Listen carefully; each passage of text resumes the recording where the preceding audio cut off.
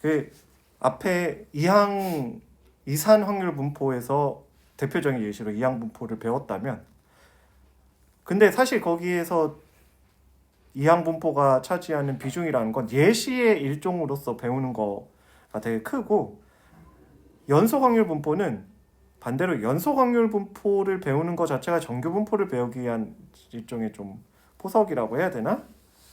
정규 분포가 본 내용이라고 생각하면 돼요.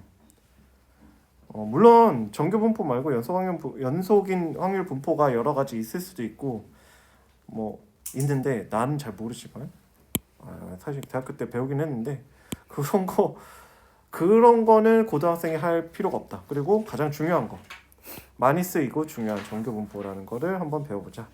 얘는 연속 확률 분포의 일종으로서 넓이가 확률이 되는 그런 분포죠. 정규라는 거는 영어로 normal, 그래서 일반적인이란 뜻이야. 사실은 한자로 되게 정규라고 그럴듯하게 해석을 했지만 보통 일반적인, 이게 뭐냐면 자연계에 존재하는 뭐 여러 가지 뭐 크기나 뭐 길이나 뭐 이런 것들, 뭐 어떤 사람들 키 크기, 뭐 말하자면 키의 분포, 아주 큰 사람도 있고 아주 작은 사람도 있고 중간 평균점에 되게 많이 있을 거고, 큰 사람은 더 적고 작은 사람은 또 적고 그렇게 나오겠죠. 그런 거를 자연계에 있는 걸 모델링하기 위해서, 예측하기 위해서 임의적으로 만든 함수예요. 함수식을 외울 필요는 없습니다. 몰라도 돼. 그냥 뭐 이상한 함수네 이렇게 생각하면 되고, 주로 알아야 될 것은 특징이에요. 그리고 특징은 뭐냐? 가운데가 제일 높다. 바깥으로 나갈수록 낮아진다. 부드럽게 이렇게 낮아지는데 끝까지 간다. 0에 닿지는 않고 끝까지 간다. 평균을 중심으로 대칭이다. 그리고 요 함수를 결정하는 데는 두 가지만 있어요. 평균이랑 표준편차. 표준편차랑 평균만 결정되면 이 함수 모양이 완벽하게 결정이 됩니다. 표준편차는 표준편차 제곱이 분산이니까, 분산은 크면 클수록, 이 값이 크면 클수록 평균에서 멀리 떨어져 있다는 뜻이에요. 왜냐하면 편차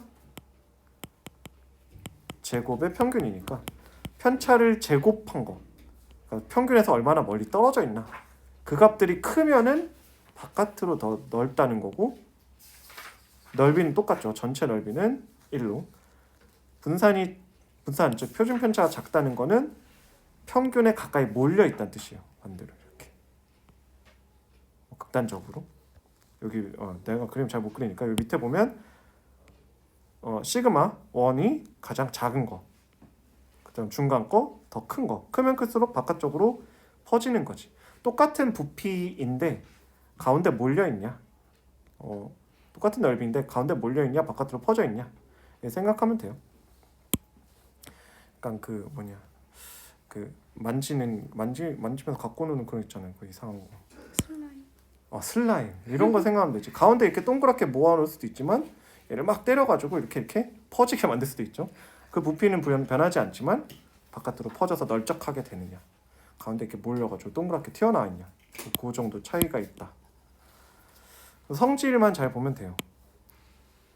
그래서 평균의 대칭인 종 모양 너무 신경 쓰지 말고 이렇게 생겼다, 이게 종 모양이다.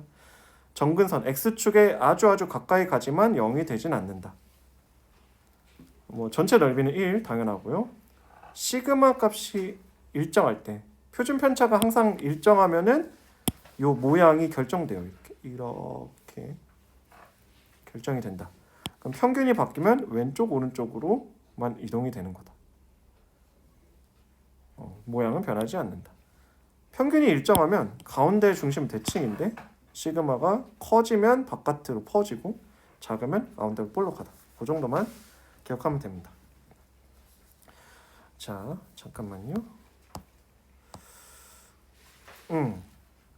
그래서 요 문제를 한번 볼게요. 먼저 확률 밀도 함수 정규 분포 두 가지가 있는데 평균은 똑같은 데인 것 같아. 근데 보면은 얘가 가운데로 더 몰려있네. 표준 편차는 얘가 더 작을 거야, F가. 혹은 분산 표준 편차는 루트 분산이니까 분산이 더 작으면 표준 편차도 더 작죠. 자, 기억을 봅시다. x1의 평균이랑 x2의 평균은 m으로 똑같죠. 둘 다 틀렸다. 니은을 보면은 표준 편차는 x2가 gx니까 x2가 더 크다. 퍼져 있으니까. 맞죠? 맞는 거. m보다 작거나 같을 확률. 자, 이게 왼쪽 오른쪽 대칭이 나왔어. 반쪽은 얼마다? 0.5. x2도 마찬가지. 퍼져 있지만 반쪽은 0.5. 그래서 0.5좀 좀 똑같아야 되는데 크다 했으니까 틀렸다. 이렇게 성질을 알아두는 게 중요합니다. 두 번째, 이런 애들은 이제 확률을 구할 건데 우리 직접 구할 건 아니고 표에서 찾을 거예요. 표를 이 종류가 평균이 얼마냐, 이 표준 편차가 얼마냐에 따라서 다 다르니까 제일 기준이 되는 걸 잡아서 걔를 표준 정규 분포라고 이름을 부릅니다. 제일 숫자 간단한 거, 평균이 0이고 표준 편차 1인 거를 표준 정규 분포라고 합니다. 얘는 표준이에요.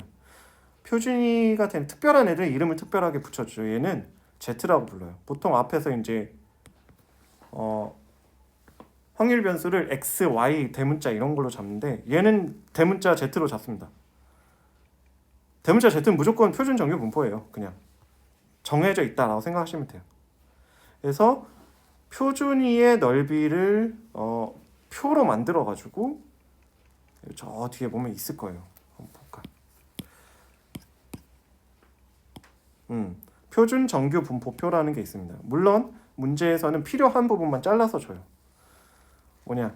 이게 왼쪽 오른쪽이 어차피 똑같으니까 반만 볼 겁니다. 오른쪽만 볼 거예요. 그래서 기준이 평균부터니까 0부터 얼마까지 0이 평균이고 평균부터 오른쪽으로 얼마까지 넓이가 얼마냐, 여기까지 넓이가 얼마냐.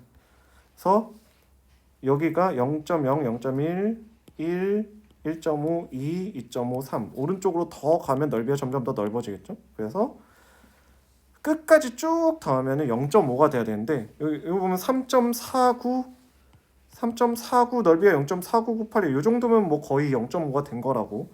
아주 바닥에 붙기 때문에 그 이상은 별로 의미가 없어서 안 써놓은 겁니다. 이런 식으로 여기부터 이렇게 넓이를 구할 수 있다. 그러면 이거를 좀 이용해서 넓이를 구하는 거 한번 연습을 문제를 한번 봅시다. 자, 표준 정규 분포의 표준화까지 먼저 나오네. 표준화를 해야 되나? 한번 했으면 좋겠는데 그냥 요거 한번 봅시다. 표준 정규 분포표를 줬고 표준 정규 분포에서 요 확률 Z가 1.5보다 크다. 얘는 표준이에요. 표준이가 내가 이거 할 때 항상 그림 그려야 돼. 그래서 여기가 0이고 1.5가 있으면 여기 넓이를 구해라. 그럼 어떻게 해야 되냐? 전체에서 요 반쪽에서 여기를 빼야죠. 여기는 얼마냐? 0부터 1.5 사이가 0.433. 여기가 0.433. 그럼 여기는 0.5에서 빼면 0.0668이다. 빼서 구할 수 있다. 안쪽은. 그럼 3보다 작거나 같은 경우 0이고 3보다 작거나 같은 경우를 하면 요 왼쪽이 0.5고 0부터 3까지가 얼마냐? 0.4987. 그래서 0.9987 이런 식으로 찾아보는 겁니다. 이거 한번 해보세요. 꼭. -2보다 작은 거. 근데 이게 왼쪽 오른쪽 대칭이니까 2보다 큰 거랑 -2보다 작은 거 똑같겠죠? 이게 2보다 큰 건 어떻게 하냐? 0.5에서 여기를 빼주면 된다. 이게 0.477이 빼주면 돼. 또 하나만 더 보면 꼭 그려야 돼 이거. 안 그리고 나중에 물어보면 나 화낼 거야. 0.5부터 2까지 여기를 구하라고 하면 이거에서 요 부분을 빼면 될 것 같아. 0부터 2까지 해서 0부터 0.5까지를 빼면 되죠. 뭐 이런 식으로 조합을 해서 얘네들로 구할 수 있다. 풀고 갈까 하고 갈까? 설명 갈까요? 맘대로? 끊고 갈래.